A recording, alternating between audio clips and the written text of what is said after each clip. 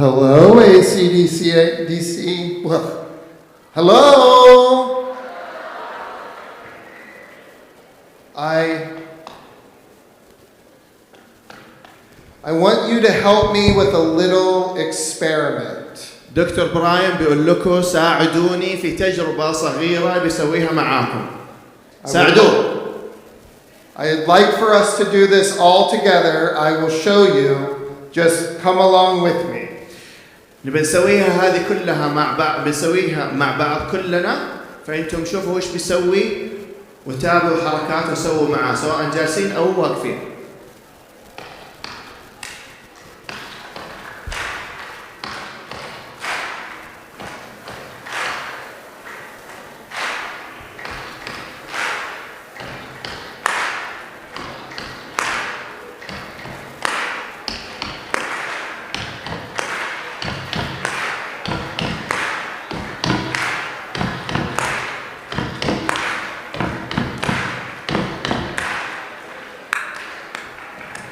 Okay, nicely done. Give yourselves a round of applause.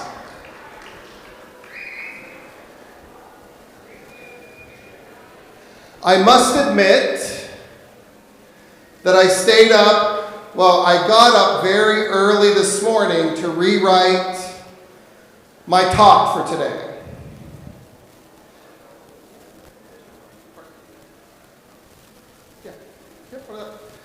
Excuse me. I would like to thank the 164 youth that I got to spend the last 5 days with. Please give all of the youth that attended Career Week an applause.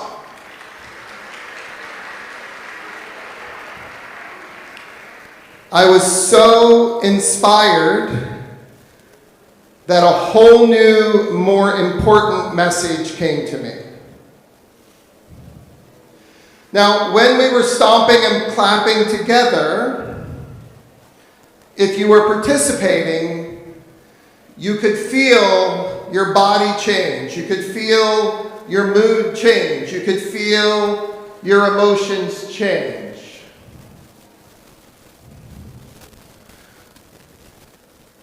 In career development, we're very comfortable talking about things like the world of work, getting a job, resumes, LinkedIn, artificial intelligence, technology, and all of these things are changing very quickly and are very important to talk about. My fear is that we might forget to talk about what I think is the most important thing. You, as a human being, aren't changing quickly. We as human beings still need the same things today that our parents needed, that our grandparents needed, and that our ancestors from 2,000 years ago needed. We needed to feel like that we were living and working in a safe environment. We needed to feel like we are connected to other people that we can trust. We need to feel like that what we do has a positive social purpose.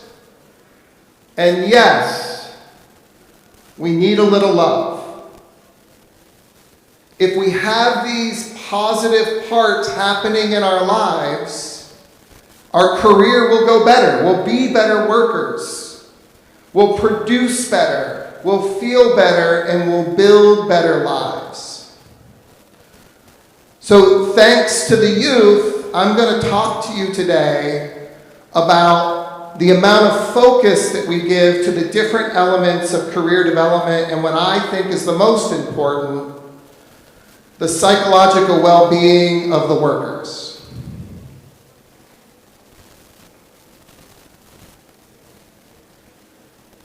Technical difficulty? Okay.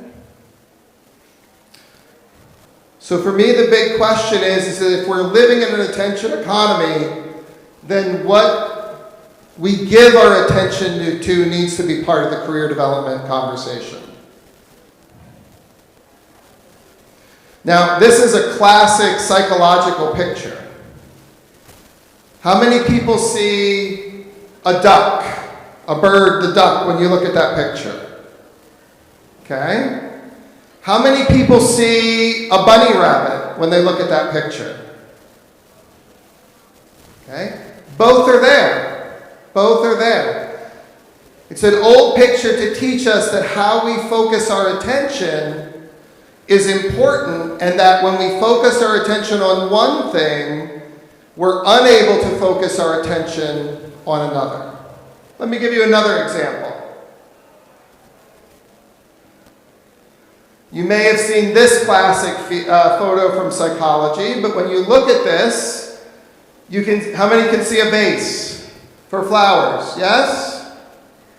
How about two people's faces as they talk to one another?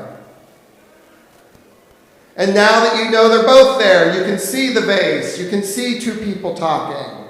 You can see the vase, you can see two people talking, but you can never see them both at the same time. Try it. The way our brains work and our eyes work is that when our attention is captured by one thing, it takes our attention away from the other thing that we might focus on. This is a very good piece of the way that we're designed, but it's something that we need to be, I think, aware of. Some psychological research shows that we are 4 to 5 times more likely to focus our attention on negative thoughts versus positive thoughts. So again, thinking about our well-being, our motivation to work, our drive, the way we feel about ourselves as workers. Imagine how that is spoiled if our attention is focused on negative things 80% of the time or 60% of the time. Now, in the field of career development, I think this plays out when we get trends. And again, I am not saying that AI is not important, but it is often presented in the media as a scary thing or a negative thing. AI will take your jobs. Or if you're old like me, you're like, I'm too old to learn AI technology. That constant negative focus, that negative perspective, impacts the way our clients and our youth feel about our work with them as career development coaches, counselors, and helpers.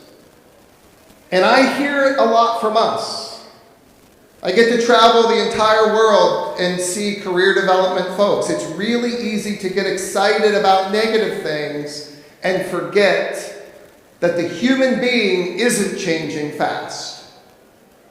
Right? Speed, speed, speed, speed, speed. What a human being needs is to slow down, to self-reflect, to understand their emotions, to feel connected to the community, to feel connected to other people. And a good life and joy will come from that. I do want to briefly touch base with about social media, because that is a big driver of a lot of the change that we're seeing not in humans. You're not evolving because of social media. That type of thing takes tens of thousands, if not hundreds of thousands of years. You're responding to a stimulus in your environment. Okay? Whoop, back. Okay. So, this is again about our attention, about our focus. The algorithms and the platforms are designed to capture our attention, to capture our focus. And if we're focused too much on that, I've already told you what happens. We're unable to focus on more positive things in our lives. Okay? These, still back, not done. These things, if you've ever heard of positive psychology, a flow state, which is a deepening of a human experience, they can trick our minds into thinking we're in a flow state because time goes by so quickly. But in reality, I think we're in what I call a numb state. Because I gotta be honest, when I doom scroll Instagram for 3 hours, I lose track of time, but I don't feel better when I stop. My mood isn't better. My emotions aren't more positive. My brain isn't activated to be motivated to do more things. Our attention is being captured or stolen by these devices. There's some research, not definitive, that suggests that this attention capture from social media and other digital platforms is strongly correlated or may be part of the cause of the large increase in anxiety, depression, and suicide in countries around the world. So for career development professionals, that brings me to the question of what is our role to play in this problem? How can the powerful tool of career development be leveraged to be part of a solution for the greater social good and to help our youth and our clients feel better about their lives, better about having to go to work if it's a have to, better about wanting to go to work if it's a want to? So I'm going to talk a little bit about our blind spots. A blind spot is an area in your vision that you cannot see. If you are a driver, these are your blind spots. Out your side window, you can see ahead, you can see behind in your rear view mirror, but unless you turn your head around and take your eye off the road, you cannot see in your blind spots. So in career development, forward, job placement is often what we focused on historically. And this is good. We just had a career fair during the break. This is good. Job placement is very important. Okay? Forward. In our rear view mirror, we tend to want to talk about employment skills. Most career professionals love talking about resumes, LinkedIn, job interview preparation, okay? Employment skills, skills that help with job placement. Not yet, okay? We also talk a lot, as we should, about technical skills. Someone on the panel just before talked about Excel, or how to computer program, or do technical aspects of work. What inspired me about the youth camp is that the youth camp is designed with a curriculum that really shines a light on our blind spots that I see in other programs around the world. Out the one side of the blind spot, we have things like our personal character, our emotion regulation. This was my favorite part of the youth camp. We would do an activity, and then the youth would be asked to write down their emotion, what they're feeling, on a Post-it note. They're in teams of 20 all over the room, and they would be asked to put that emotion on the Post-it note on a team board so that all of their emotions were together. So what that does is it brings our emotions to our awareness. Okay? Many of us feel things, but we're not aware of them. We don't name the feeling. Then, when they go back to their groups, each time, one or two group members that haven't done it before are asked to take the microphone to the room of 200 people and talk about the emotion that they're feeling. This is an intervention that's designed to help people learn emotion regulation. If you are able to identify your emotional states and name them, communicate them effectively out loud, then you can learn that you are not your emotions. Your emotions are things that come over you, and then you can start to manage them. So in the workplace, has anyone ever worked with someone that can be very mean or toxic or angry if anything goes wrong? Not you, Noaz. Not you, no. I mean, actually, it was you, but in my mind only, right? Okay? We want those people, it's okay to have those emotions. I get annoyed all the time. I get upset when things go wrong, but I hope that I've developed the emotion regulation skills that I can pause, take a breath, reflect, and act accordingly to meet the needs of myself and my team. Okay? It's very rare for emotion regulation to be in a curriculum like it is in the youth camp here. And I think it should be in all career development curricula. Okay? Another one we've talked a lot about this week is cultural humility and cultural empathy. The number of youth that I feel personally close to, even though we don't speak the same language, is built on a shared experience in a trusting environment. And I will take it with me for the rest of my life, these memories.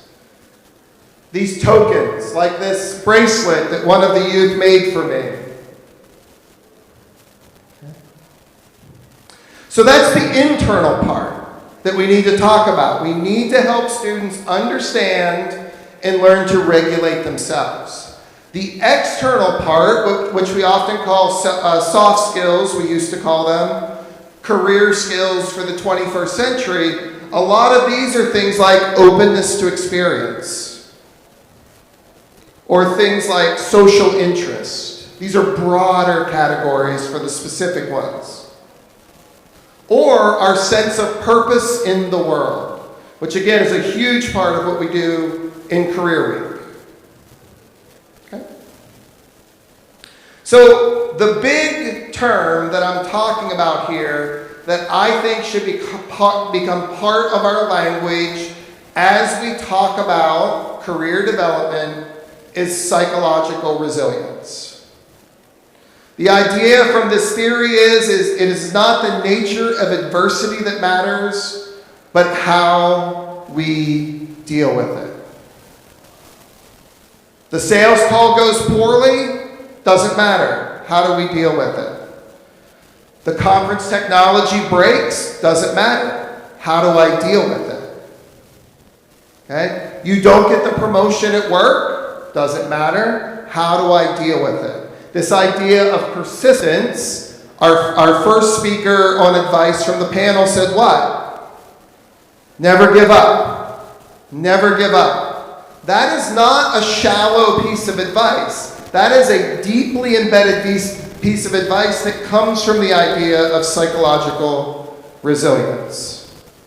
So the formal definition is here. I always use PowerPoint when my audience doesn't speak English because many of you can read better than you can understand my accent. So here's a formal definition of it. But if you think about it, if we have this idea of psychological resilience inside of us, a lot of the 21st century workplace skills things that we are trying to develop happen more automatically. Okay? If we talk about good communication skills, if I have strong psychological resilience, I'm more able to be like, okay, take a breath, Brian. Probably not being mean to me. He probably just misspoke. And then instead of acting angrily, I can say, I'm sorry, I think we might have miscommunicated there. Could you say what you said again? Okay? And we build on these resilient factors to create in us an employee or an entrepreneur or a manager or a coach or a teacher that is always interacting positively in support of the people at the workplace. Now, those of you at the youth camp, you can tell whether or not I have psychological resilience. Was I mean? Or was I supportive the whole way through our time together? I'm not going to tell you a lot about this book, but I will say that the research is very strong that career development and mental health are closely linked together. If our mental health is good, our career will go better. If our career is going well, our mental health will improve. So they're married together, which means we as career development professionals, those of us that do this work in the room, have an amazing opportunity. You don't have to become a psychologist. You don't have to be a counselor. You just have to do your career development work with psychological resilience in your mindset when you prepare to do your work. I came to this side because I realized I didn't get to take a picture of me. Action shot. Forward. And the other great part of this is that much of the work that you've learned to do is already supporting mental health. So the three aspects of positive mental health are emotional well-being, psychological well-being, and social well-being. Career development people talk about life satisfaction and happiness all of the time. We just don't realize that those are important parts of emotional well-being. We need to make that connection in our focus in our minds. We talk about purpose in life, autonomy, positive relations with others, mastering our environment, personal growth, upskilling, reskilling. These don't have to be tasks that people have to do. They can be opportunities for growth pointed towards psychological resilience and an overall healthier life. And finally, I am huge on social well-being. If we are not connected to others, we cannot function and we cannot thrive in our lives. If you don't feel connected to other people, you will not do well at work emotionally, and you probably won't perform well. If we're not connected to others, we probably won't feel good about our home life, and you won't thrive and feel well. So my big question in my work right now is how can we as career practitioners employ the powerful tool of career development to create the best psychological resilience for the most people? Again, I've been here 12, 15, 18 hours a day for the last 5 days. This question was in my mind the entire time. Every speech, every conversation, every picture, every piece of feedback. How am I in supporting the well-being and psychological resilience of the people that I work with? I call it human-centric design. It works on what I think are the 3 super skills for personal growth and career development in the 21st century. Authentic social connections, learning selective attention, how to focus yourself when you want to, and then affirmative achievement orientation. And I'm going to explain those as I start to wrap up my talk. Okay? These are pictures from Career Week. There are some people in the room probably. I hope. I hope.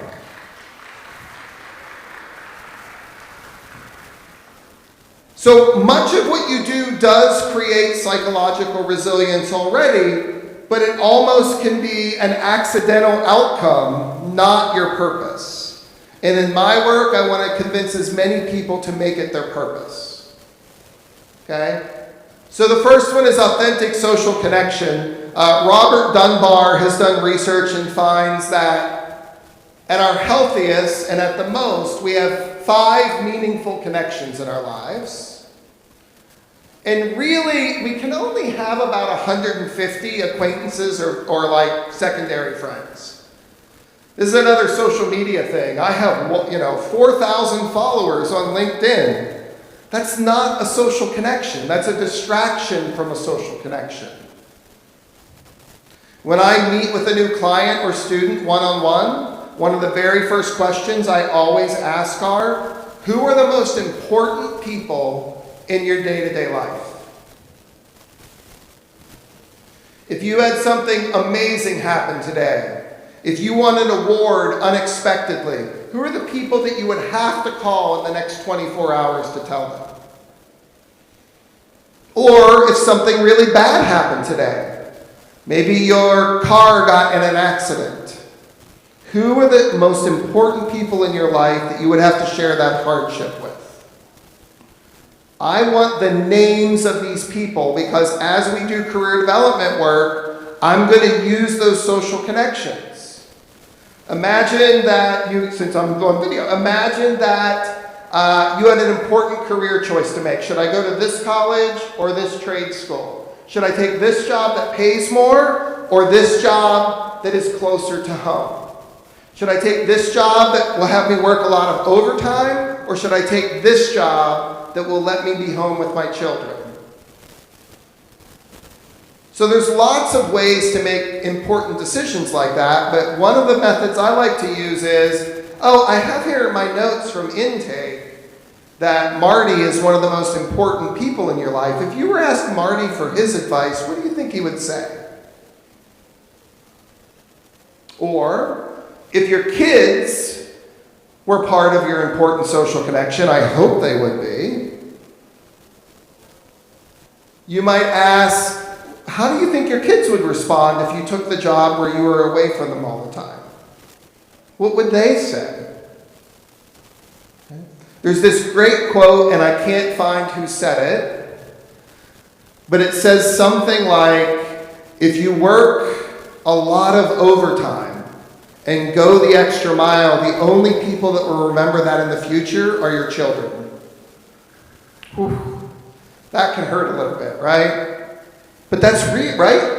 That is the most important person in your life. That is a consideration in career decision making. Nope, not yet. Okay? So, selective attention, we're going to go into this a little bit more. Gloria Mark has found that if you are doing a task and you stop doing it in any circumstance, it takes 25 and a half minutes for you to return to that task fully. And for those of you looking at your phone right now, that includes checking your Instagram account. Okay? So we're constantly switching our mental focus, and every time we do that, we lose something. The technical term for it is psychological residue. Okay? Now, as an employer, selective attention is one of the most important skills that I look for. If I want to hire someone, am I able to determine whether or not you're able to choose to do a task and focus on it for a long period of time? Because there's not a lot of important work that happens in 30-second increments or that can be interrupted 11 times an hour as you check your social media accounts. And finally, a quick thing about affirmative achievement orientation. We have put so many people in the world of work on this treadmill of always performing. Keep your resume updated every week. Check your LinkedIn profile every 2 weeks. Always be upskilling. Always be networking for your next position. Those aren't bad pieces of advice, but again, if they're forced upon skills versus something that has a positive orientation, it impacts motivation. It impacts engagement negatively. So we want to have a frame where the client's empowered to make a choice, and then we're acting on positive achievement attitudes, not I have to achievement attitudes. You'll always get better long-term performance that way. Now, okay, last thing, I do have to talk about technology. Maybe it's because I'm old. But a recent Gallup poll showed that in the United States, the average person ages 12 to 75 spends 11 hours per day on a screen. 11. There are 24 hours in a day by my count. Now, I made this little chart to make a point. So between the ages of 12 and 75, you'll live 655,200 hours.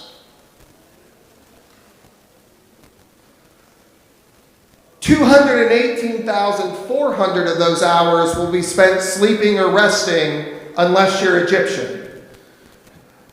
Y'all never sleep. I don't understand how it's possible. When do you sleep? I go out for dinner at midnight and there's still children and families running around. I don't know when people sleep in this country, but for the sake of argument, let's say that Egyptians sleep sometime. I don't know when. Okay? So that means waking time when you're making choices about your life from the age of 12 to 75, you get a bank of 436,800 hours.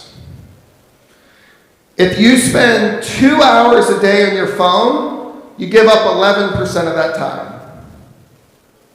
5 hours a day on your phone, you give up 27%. 10 hours a day, 54%. And the average in the United States is more than that. I'm not judging, I'm just asking, is that the life that you want for yourself? I was addicted to TikTok. My wife had to have an intervention with me. I'm not joking. I never was into social media. I posted a lot for my business for a while, but never posted. And then a friend convinced me to download TikTok to watch some of his philosophical videos. And the next thing I know, I'm spending 6, 7, 8, 9 hours a day watching TikTok videos. If my wife wouldn't have had an intervention, I canceled my account, took it off of my phone. It's the only thing that saved me, or else I'd be higher than this. Okay? So how do we do this? How do we change these behaviors? Next. First of all, patience. We human beings do not change our behaviors quickly or easily. It takes effort over time with support. If you want to change a behavior, lose a little belly like I need to do, it takes effort over time with support, or else behavior change won't happen. Next.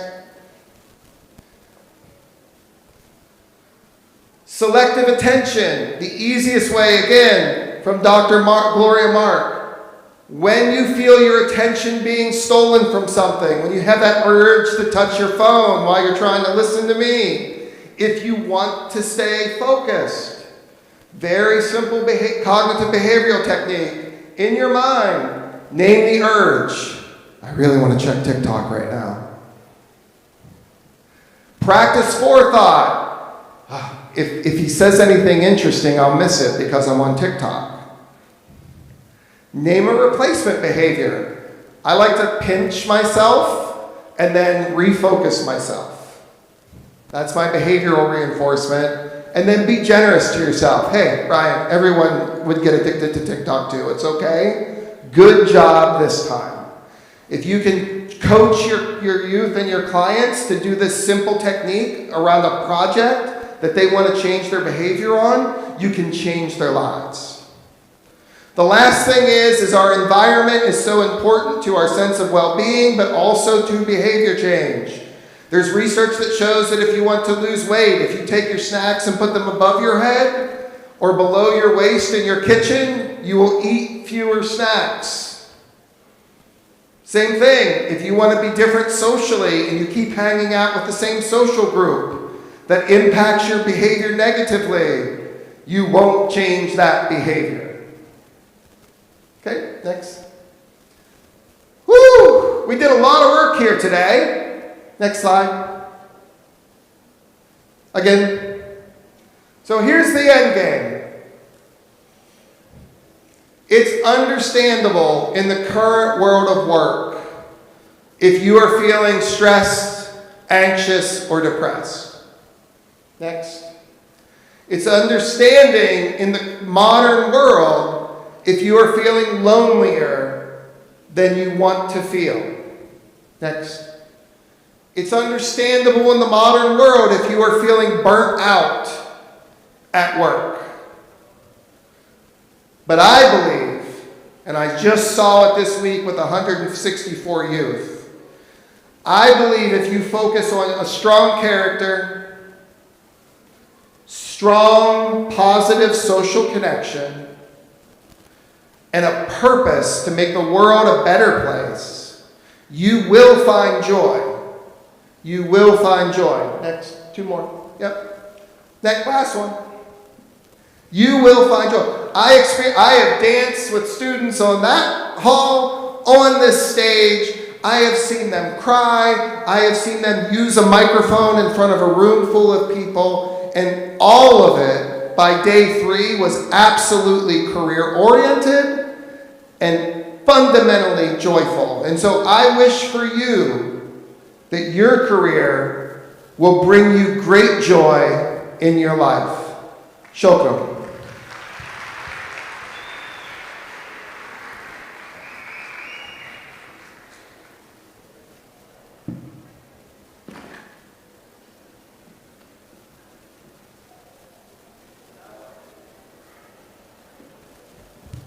And now I'm not sure what's supposed to happen. My colleague Ahmed's going to come on the stage, and we're going to do a short dance routine together. Are we the entertainment you promised? I don't know how to dance. Should I do this?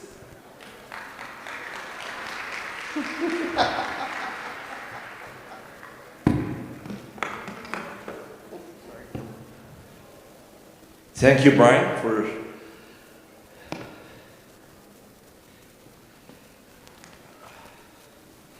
شكرا لحضراتكم. فضلتوا معانا يعني لحد دلوقتي. عندي شويه معلومات بس خاصه بالناس المقيمين في المدينه.